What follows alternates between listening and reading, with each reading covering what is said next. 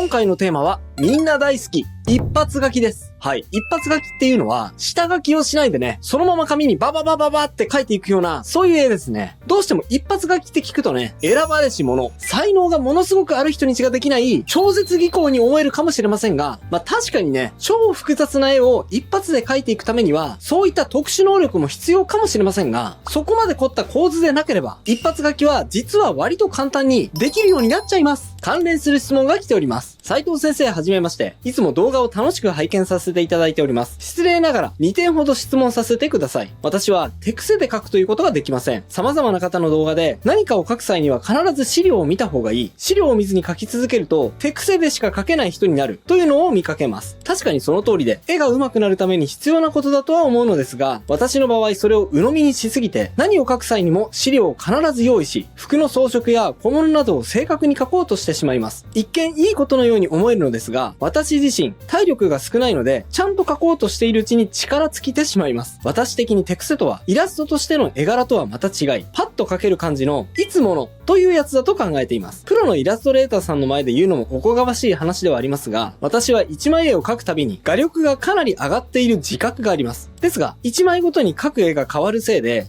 いろんな絵に興味を持って参考にするせいで、絵柄もまばら、手癖、いわゆるテンプレートや土台というものがなく、描き始めにものすごい時間がかかってしまいます。自分なりに考えて、こだわる場所や時間をあえて制限してみたり、逆に資料を見ないで何枚か描いてみるということも実践してみたのですが、やはり無駄に完璧主義な性格のせいか、もどかしくなってしまって楽しく描けない、本末転倒な結果になってしまいました。そこで質問なのですが、手癖を作るにはどうすればいいのか、完璧主義な人でも気軽に絵が描けるようになるにはどうすればいいのか、という2点について斉藤先生のご意見をいただきたいです。お忙しい中すいません。お答えいただけたら幸いです。一応補足として、背景まで描くようなしっかりした絵ではなく、パッとその場で描くような気軽なイラストについての話です。ということが書き添えられていました。はい。ということでね、こちら手癖をつけたい、気軽に絵を楽しみたいという質問なんですが、実はこれ、要するに一発書きのことだと思うんですよね。っていうのは一発書きって、ほとんど手癖全開で描いていくような絵なので、逆に手癖をつけたいっていうことだったら、一発書きの練習をするのがいいと思うんです。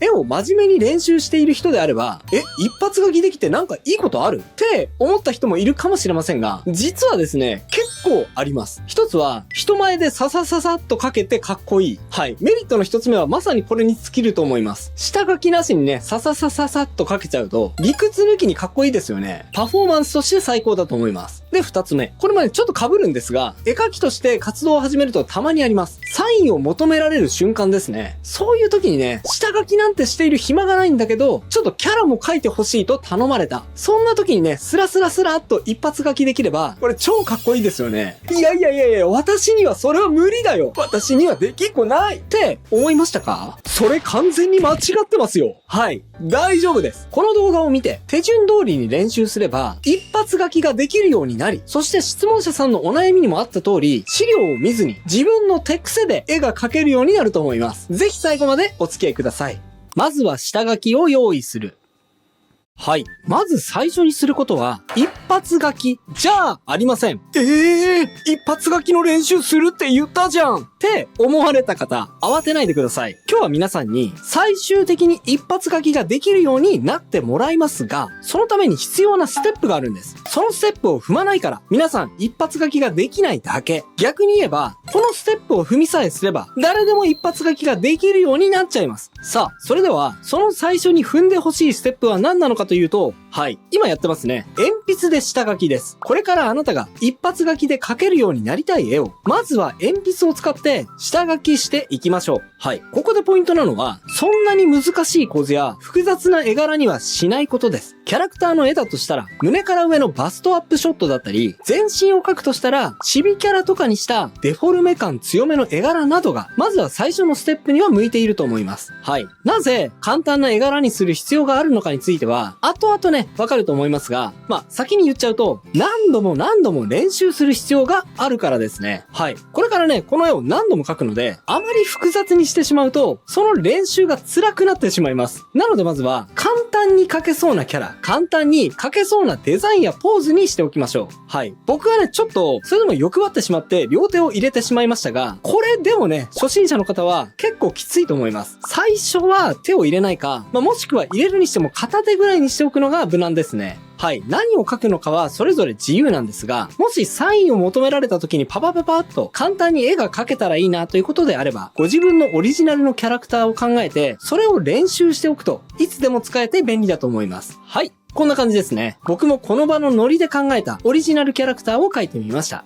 マーカーでペン入れをしてみる。さて、そしたらですね、はい、まだリラックスしていて大丈夫ですよ。そこまで緊張する作業には入りません。今描いた下書きの絵をマーカーペンでペン入れするようになぞってみましょう。意識する点としては、シンプルな線を心がけてください。あくまでもこれから描く絵は、凝った構図で凝ったポージングで描く全力投球の絵じゃありません。一瞬でパパパッと描くための手癖全開の落書きなんです。なので、あまりデッサンが崩れているだとか、線のつなぎがどうだとか、空間がどうたらこうたら、みたいなことは、一旦忘れてください。目の前にあるその絵が、可愛い、かっこいい、そう直感的に思えれば、それが正義。気軽に構えて、マーカーを走らせていきましょう。ちなみにですが、失敗しても全然 OK です。ペン入れしてるとね、リラックスしてもいいよと言われても、どうしても緊張しちゃって、手がプルプル震えちゃってね、はみ出しちゃった、線がヨレヨレっとしちゃった、みたいなことあると思うんですが、全然気にしないでください。なぜかって？はい、さっきも言いました。これは単なる練習、落書きなんだと。この後、何回か同じ絵を描くことになるので、むしろ、これは失敗でいいんです。そのぐらい気軽な気持ちでペンを入れていきましょうね。さあ、そしてここでちょっと、見栄えを上げるためのワンポイントアドバイスなんですが、絵の中、どこでもいいんですが、黒い部分をちょっと作ってあげると、絵がぐぐっと引き締まります。例えば、目の上の部分、影になっている部分ですね。ここを黒く塗ってあげたり、あとは衣装の一部、影になっているような部分だったり、あとはパーカーの裏の部分だったり、髪の毛の後ろの部分なんかも黒くしてあげると、より絵が引き締まっていいと思います。髪の毛を全部黒くしちゃってもいいとは思うんですが、黒くする面積が多くなっちゃうと、その作業にね、ものすごく時間を取られてしまうので、ちょっと今回の気軽な手癖落書きからは離れてしまいますよね。そのあたりのバランスを考えながら、このぐらいだったらささっと塗りつぶせそうだなっていうような分量、黒を足していってみてください。あとはこんな風に、ハイライトを線で描いちゃっても、情報量が足されていいかもしれません。僕もこういうマーカーで描く場合には、ハイライトで線を描いちゃいます。試しに一発書きしてみる。さてと、ここからが本番です。はい。とにもかくにも、一発書きをしてみないとできるようにはなりませんから、まずはね、もう失敗前提で、とにかく書いてみちゃいましょう。おすすめのやり方としては、このように、さっき書いた下書きありの絵がありますよね。それを隣に置いて、まずはそれをじっくり見ながら、それを真似するような感じで書いてみましょう。書いてみるとすぐにわかると思うんですが、一発書きで書くときに何が一番難しいかというと、絵の大きさのバランスを保つのがものすごく難しいということに気づくはずだと思います。このぐらいの大きさで描けばいいのかなって書き始めたけど、書いている途中に、あれなんかめっちゃ大きくなっちゃったな。逆に、あれなんかものすごくちっちゃくなっちゃったってね、絵に違和感を感じるはずだと思います。そこでね、皆さん諦めて紙をくしゃくしゃっと丸めて、次に行きたくなっちゃうと思うんですが、はい、ストップです。まず一旦この最初の1枚は、変で全然構いませんので、最後まで無理やり描き切っちゃってください。はい。僕もですね、この時点で、うわ、顔が大きくなっちゃった。なんか縦長になっちゃった。と気づいてはいるんですが、その違和感を我慢して、とりあえず最後までペンを運んでみています。はい。一旦完成です。さあ、隣の絵と見比べてみると、なんか色々気づくことがありますよね。その反省点を絵に書き入れていきましょうか。まず僕が描いてて気になったのは、目と髪の毛の距離です。ここが結構空いちゃったので、元のキャラクターと表情が結構変わってしまったなと描いている最中に思いました。次に描くときには、ここをくっつけて描かなきゃいけませんね。あとは何と言っても、全体の大きさでしょうかね。これはね、よく見なくても一目瞭然ですが、キャラクターーがめちゃくちゃでかくなっちゃいました。